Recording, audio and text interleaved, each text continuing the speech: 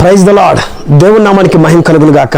మన రక్షకుడు ప్రభువైన అయిన యేసుక్రీస్తు నామంలో మీ అందరికీ నా ప్రత్యేకమైన వందనాలు. అందరూ ఎలా ఉన్నారు? బాగున్నారా? దేవుని యొక్క మహాకృపను బట్టి నేను, నా కుటుంబం, నా పరిచర్య మేమందరం కూడా చాలా బాగున్నాం. నేటి ధ్యానాంశము నిర్గమకాండము 33వ అధ్యాయము 14వ వచనం. నా సన్నిధి నీకు తోడుగా వచ్చును, నా సన్నిధి నీకు తోడుగా వచ్చును. దేవుడు అంటున్నాడు ఇక్కడ మోషేతో, మోషే నా సన్నిధి నీకు తోడుగా వచ్చును. దేవుని యొక్క సన్నిధి మనకు తోడుగా రావాలి. దేవుని యొక్క సన్నిధి మనకు తోడుగా ఉంటే మన జీవితాలలో మనము క్షేమాన్ని చూస్తాము. మన జీవితాల్లో మనము గొప్ప ఆశీర్వాదాన్ని, గొప్ప గొప్ప దీవెనలను మనం చూస్తాం. ప్రియులారా, దేవుని యొక్క సన్నిధి లేకపోతే మనము ఏమైపోతామో ఈ లోకంలో తెలియలేని పరిస్థితి. ప్రియులారా, ఒకసారి బైబిల్ గ్రంథంలో మీరు చూసినట్లయితే బైబిల్లో యోనా యెహోవా సన్నిధిలో నిలవక పారిపోతున్నట్లుగా యోనా గ్రంథం 1వ అధ్యాయం 1వ వచనంలో మీరు చూస్తారు. యెహోవా సన్నిధిలో నిలవక అతడు పారిపోతున్నాడనే మాటను అక్కడ మీరు చూస్తారు.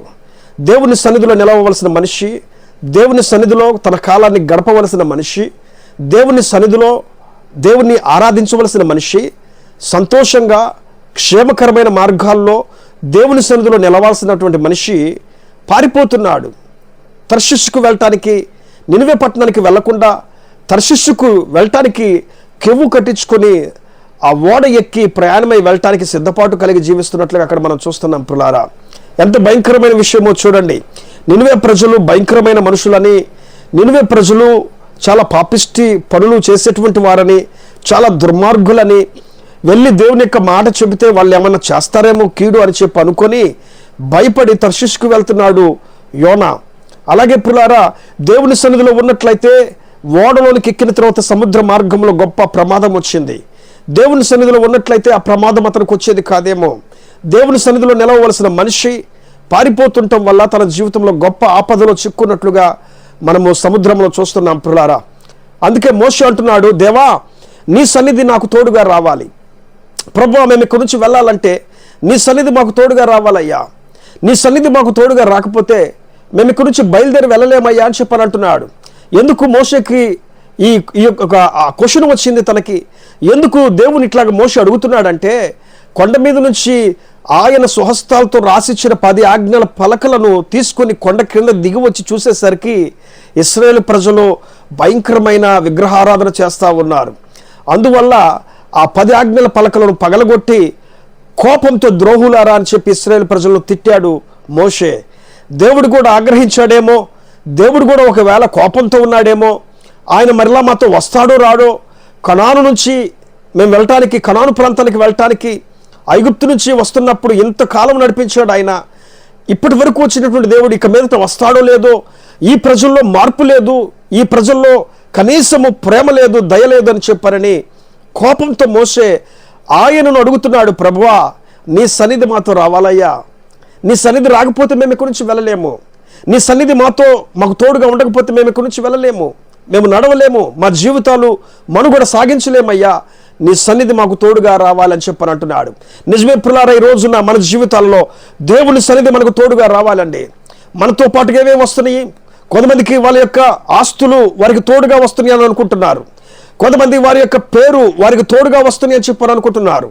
కొంతమంది వారు సంపాదించినవి వారికి తోడుగా వస్తున్నాయని చెప్పని అనుకుంటున్నారు. కానీ ఇవేవి కూడా నీకు తోడుగా, నీకు రక్షణను కల్పించలేవి. ఈ లోకంలో నీకు శాశ్వతమైన రక్షణ, నీకు శాశ్వతమైన భద్రత కల్పించేది ఎవరైనా ఉన్నారంటే అది మన ప్రభువు అయిన యేసుక్రీస్తు వారు మాత్రమే.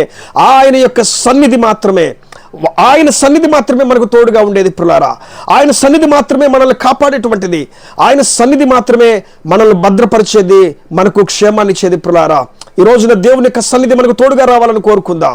ఈ రోజున దేవుని యొక్క సన్నిధి మనకు తోడుగా ఉండాలని కోరుకుందాం. కొంతమంది మనుషులు కోరుకుంటూ ఉంటారు, కొంతమంది గొప్ప వాళ్ళ కోరుకుంటూ ఉంటారు, కొంతమంది మంచి పోలీస్ ప్రొటెక్షన్ కావాలని కోరుకుంటూ ఉంటారు, కొంతమంది రాజకీయ నాయకుల యొక్క అండ కావాలని చెప్పి కోరుకుంటూ ఉంటారు. అయితే మనకు, దేవుని బిడ్డలమైన మనకు, ఆయనను ఆరాధిస్తున్నటువంటి మనకి ఆయన తోడు మనకు కావాలి. ఆయన తోడు ఉంటే చాలు, ఈ లోకంలో ఎన్ని ఉన్నా లేకపోయినా ఆయన తోడు మనకు క్షేమాన్నిచ్చి, మనకు సమృద్ధినిచ్చి, మనకు దీవెనలను కుమ్మరించి మనల్ని సంతోషకరమైన మార్గాల్లో నడిపిస్తూ ఉండిద్ది. ఒకవేళ శ్రమల మార్గాల్లో వెళ్తున్నా కూడా క్షేమంగా నడిపించుకుంటూ తీసుకుని వెళ్ళిద్ది ప్రియులారా. కాబట్టి దేవుని యొక్క సన్నిధిని మనం కూడా కోరుకుందామా? మోషేలాగా, దేవా నీ సన్నిధి మాకు తోడుగా రావాలి ప్రభువా. ఇదిగో ఈ రోజున పనికి వెళ్తున్నాం, ఈ రోజున వ్యాపారానికి వెళ్తున్నాం, ఈ రోజున ఉద్యోగానికి వెళ్తున్నాం, ఈ రోజున చదువుకోవడానికి వెళ్తున్నాం, ఈ రోజున ఎగ్జామ్స్ రాయడానికి వెళ్తున్నాం. నీ సన్నిధి మాకు తోడుగా రావాలయ్యా, నీ కాపుదల మాకు తోడుగా రావాలయ్యా, నీ సన్నిధి మాతో పాటుగా ఉండాలయ్యా, మాతో పాటుగా రావాలయ్యా, మేము ఎక్కడి నుంచి ఉంటే అక్కడ మాతో పాటుగా నిలబడాలయ్యా నీ సన్నిధి అని. ఈ రోజున మీరు కనుక దేవుడిని అడిగితే, మోషే వెళ్ళిన చోటల్లో దేవుని సన్నిధి ఉంది, ఇశ్రాయేలు ప్రజలు వెళ్ళిన చోటల్లో దేవుని యొక్క సన్నిధి ఉంది. నీవు వెళ్ళిన చోటల్లా, నీవు పోవు చోటల్లా నీకు జయాన్ని ఇచ్చి ఆయన సన్నిధిలో నిన్ను భద్రపరిచి కాపాడుతాడు. దేవుని యొక్క సన్నిధి ఇవాల్టి నుంచి నీకు తోడుగా ఉండి నడిపించును గాక. ఆమేన్. ప్రేమ కలిగిన తండ్రి, గొప్ప దేవుడు యేసయ్యా, నీ సన్నిధి మాకు తోడుగా రాకపోతే మేము నడవలేము, మేము ప్రయాణం చేయలేము అయ్యా, మేమేమీ చేయలేము నా తండ్రి. నీ సన్నిధి మాకు తోడుగా కావాలి తండ్రి. పనులు చేస్తున్నారు, ఉద్యోగాలకు వెళ్తున్నారు, వ్యాపారాలు చేస్తున్నారు, ఇదిగో నా తండ్రి ఎంతో కష్టపడుతున్నారు. ఉదయం లేచిన మొదలుకొని సాయంకాలం వరకు కూడా నీ సన్నిధి తోడుగా ఉండాలి ప్రభువా, నీ భద్రత తోడుగా ఉండాలి నాయన. ఈ యొక్క పరుగులు పెట్టేటువంటి లోకంలో, ఈ బిజీ లైఫ్ల్లో నీ సన్నిధి మాకు తోడుగా ఉండాలయ్యా. నీ సన్నిధి లేకపోతే అయ్యా మేము ఎన్నో ఆపదల్లో చిక్కుంటాం, ఎన్నో శ్రమల్లో చిక్కుంటాం. నీ సన్నిధి తోడు కోసం ఎంతమంది అయితే ఈరోజు నిన్ను అడుగుతున్నారో వారందరి జీవితంలో మీరు తోడుగా ఉండి నీ సన్నిధిని వారి చుట్టూ ప్రసరింపచేసి నీ కాపుదల్లో భద్రపరచమని, సంరక్షించమని యేసు నామములో ప్రార్థించి అడిగి వేడుకుంటున్నాం పరమ తండ్రి. ఆమేన్, ఆమేన్. ఈ వాక్యం మీకు ఆశీర్వాదకరంగా ఉంటే, మిమ్మల్ని బలపరిస్తే ఈ వాక్యాన్ని ఈ ఛానల్ని సబ్స్క్రైబ్ చేయండి, ఈ వాక్యాన్ని ఇతరులకు షేర్ చేయండి. దానివల్ల ఈ వాక్యం బయటికి వెళ్తుంది. వాక్యం బయటికి వెళ్ళిన వెంటనే ఇతరులను కూడా బలపరుస్తుంది దేవుని యొక్క వాక్యం. కాబట్టి వాక్యాన్ని ఇతరులకు షేర్ చేయండి, ఇతరులు బలపరచబడుతుట్టుగా ఈ వాక్యాన్ని ఇతరులకు పంపించండి. మరలా దేవుడి చిత్తమైతే రేపటి రోజున ఇట్టి రీతిగా మరలా కలుసుకుందాం. అప్పటి వరకు దేవుడు మిమ్మల్ని దీవించునుగాక. ఆమేన్. Praise the lord.